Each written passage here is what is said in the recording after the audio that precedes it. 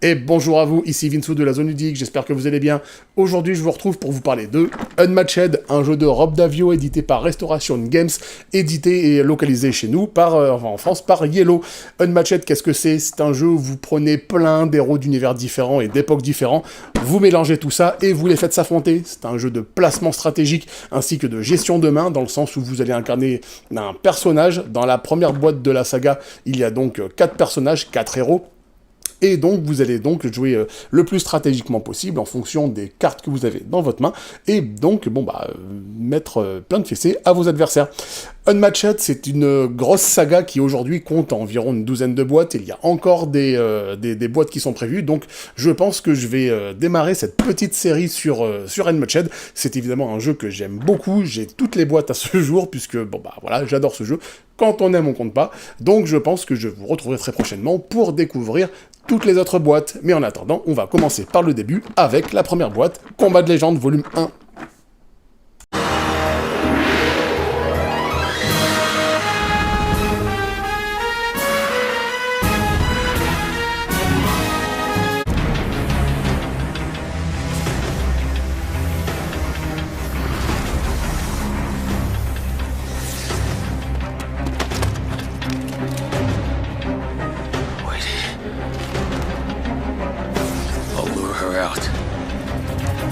Get ready.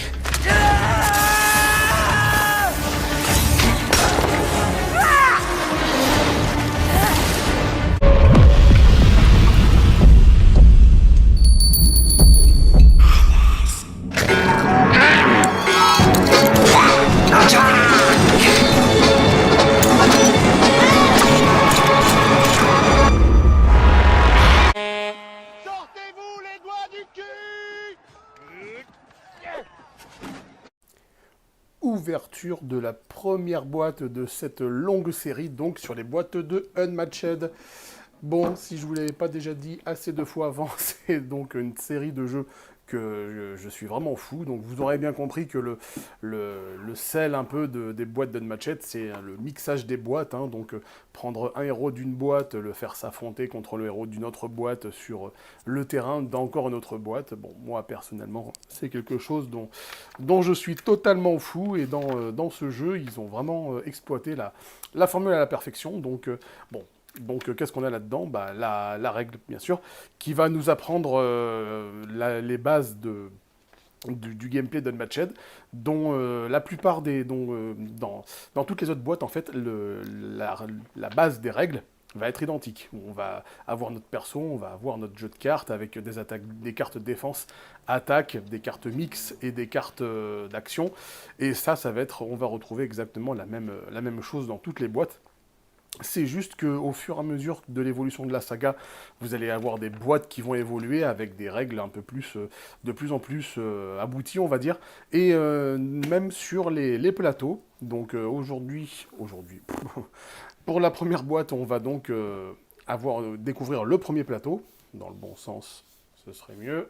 Hop, le plateau qui a deux faces, donc une face et une deuxième face. Les deux faces sont totalement identiques, donc choisissez simplement la face que vous préférez, sur laquelle vous voulez jouer. Et en termes d'évolution des règles, il va y avoir plus tard des plateaux qui vont avoir des particularités à même le plateau. Donc bon, pour l'instant, on n'en a pas. On va juste avoir donc un plateau de base avec des zones qui sont de couleurs différentes. Ce sera très important pour les persos qui attaquent notamment à distance et pour les effets de certaines cartes. Donc tout ça, ça va être une seule et même zone. Là, pareil, une seule et même zone, la zone violette. Et on va avoir donc des cases qui sont multizones qui vont donc pouvoir concerner les trois cartes, les trois zones de cette couleur-là. Donc si je joue un personnage qui attaque à distance et qui est placé ici, eh ben, je vais pouvoir, c'est plutôt une place très stratégique, enfin très importante pour du distant, puisque d'ici, je vais pouvoir attaquer, en fin de compte, tous les adversaires qui sont sur cette zone-là, là et là. Donc, voilà, potentiellement aussi une place dangereuse, parce que on va pas se laisser tirer dessus comme ça. Bref, voilà donc pour le plateau. Ensuite, l'intérieur de la boîte. Donc, il est composé des personnages qu'il va y avoir dans cette boîte. Hein. Donc, dans cette boîte, on a 4 persos. On a le roi Arthur.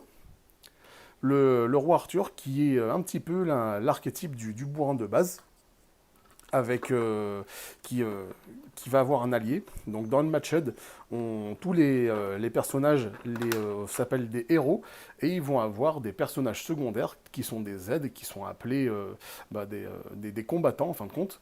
Donc le roi Arthur va jouer avec Merlin.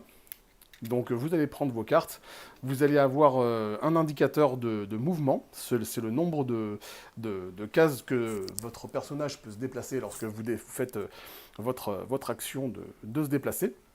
Enfin, si vous la faites en tout cas, vous n'êtes pas obligé. Vous avez sa santé de départ, pareil pour Merlin, et vous avez son type d'attaque. Donc le roi Arthur attaque au corps à corps, une attaque de mêlée. Merlin attaque à distance, donc attaquer au corps à corps. Bon, comme son nom l'indique, hein, on ne peut attaquer que sur des causes adjacentes là où il est. Merlin, lui, par contre, il peut attaquer partout dans la zone. Et ensuite, vous allez avoir le cœur du jeu, donc les cartes qui sont propres à chaque perso, avec des cartes défense qui ne serviront uniquement à la défense parce que lorsqu'on se fait attaquer, représenté par ce symbole bouclier ici. Vous allez avoir des cartes attaque que vous allez pouvoir utiliser uniquement en cas d'attaque. Vous allez avoir des cartes mixtes qui peuvent servir et à l'attaque et à la défense. Et vous allez enfin avoir des cartes action, ou plutôt des cartes manœuvre, comme pour reprendre le terme du jeu. Ce sont des cartes où, à votre tour, vous avez décidé de jouer une carte action. Vous faites l'effet et ensuite votre action est utilisée. À votre tour, vous avez deux actions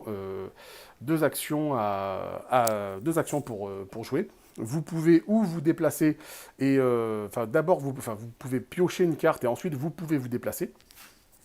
Donc du nombre de déplacements que votre personnage l'autorise. Vous pouvez ensuite jouer une carte d'action ou vous pouvez attaquer ou défendre. De toute façon, tout ça, c'est répété dans la petite aide-mémoire qu'il y a derrière votre perso, donc votre carte perso, et votre carte perso qui vous indique d'ailleurs le pouvoir qui est propre à votre perso.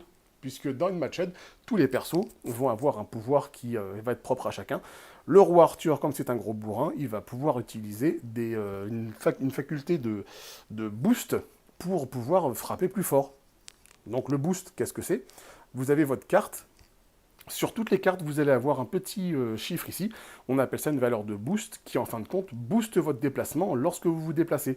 Arthur ne peut se déplacer que de 2. Si au moment de se déplacer, j'ai cette carte dans la main et je l'utilise, donc je la défausse pour booster le déplacement, je peux me déplacer de 4 au lieu de 2. Le pouvoir de roi Arthur fait qu'on peut utiliser des cartes pour booster les attaques. Donc ça lui permet donc de faire des attaques potentiellement plus fortes. Voilà donc pour Arthur, hein, le premier perso qui est un peu le plus classique à jouer. Vous allez ensuite avoir Médusa, donc Médusa qui est une archère, qui elle va jouer avec des combattants supplémentaires, qui sont au nombre de 3. Hop. Donc lorsque la partie commence, hein, vous mettez dans les places dédiées 1, 2, 3, 4 qui sont marquées sur le plateau, et vous mettez donc vos compagnons où vous voulez, dans la même zone de départ de votre héros. Méduse commande donc avec des sœurs Méduses, des sœurs Gorgognes qui sont au nombre de 3. Vous allez avoir des cartes qui permettent de faire revenir celles qui auront été tuées pendant la partie. Et ce sont des combattantes qui vont avoir des cartes dédiées aussi, et qui ont par contre un seul PV. Donc c'est le genre de petite piétaille qui se fait vite dégager, mais qui peut aussi revenir.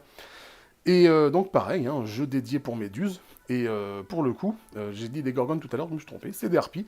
Et pour le coup, donc lorsque vous jouez des cartes, vous avez des cartes qui sont nominées, c'est-à-dire que si je veux jouer, je veux faire une attaque avec la harpie, eh bien je vais devoir jouer une carte qui mentionne spécialement la harpie, ou tous, c'est-à-dire que je peux jouer avec tout le monde. Par contre, si je veux jouer avec la harpie, mais que j'ai cette carte dans la main, Méduse, eh bien, je ne peux pas jouer cette carte, au moins, en tout cas, sur la harpie. Il est donc très important de surveiller le placement de ces personnages et de ces combattants avant de jouer donc une carte de sa main. Hop.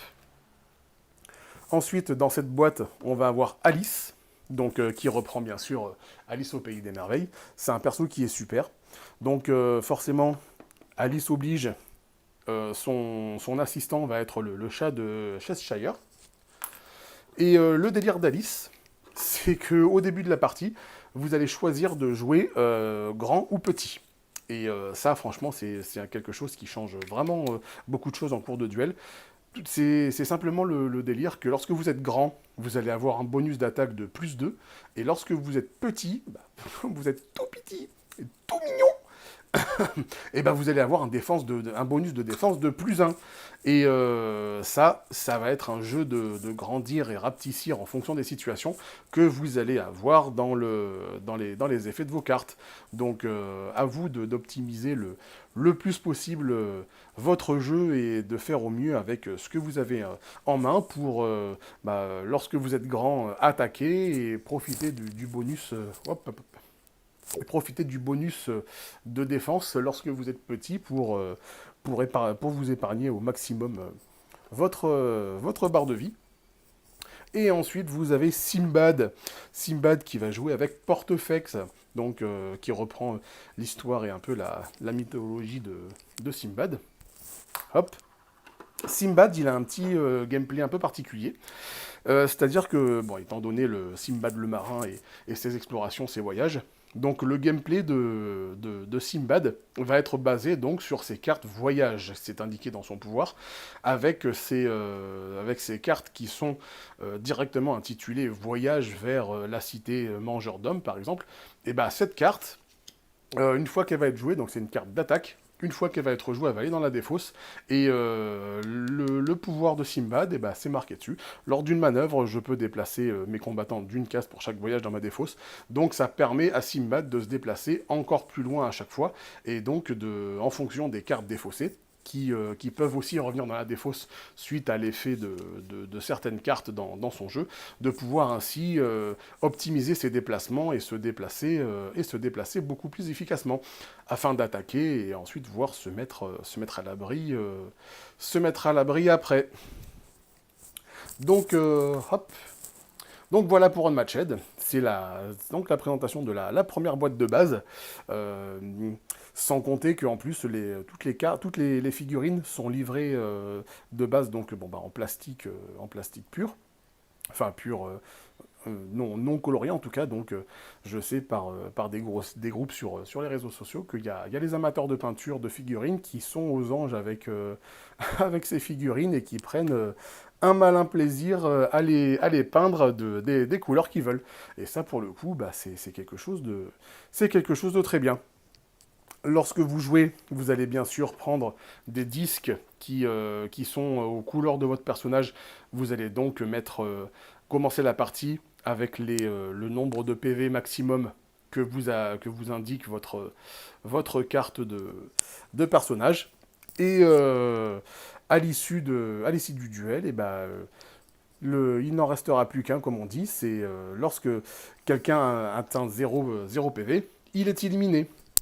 Si par exemple Arthur meurt et qu'il reste Merlin, Merlin ne peut plus se battre aussi, donc le joueur d'Arthur est éliminé.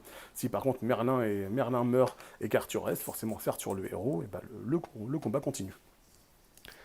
C'est un jeu qui, moi je trouve, qui est très optimisé à 2 joueurs, puisque c'est vraiment un jeu typiquement de duel.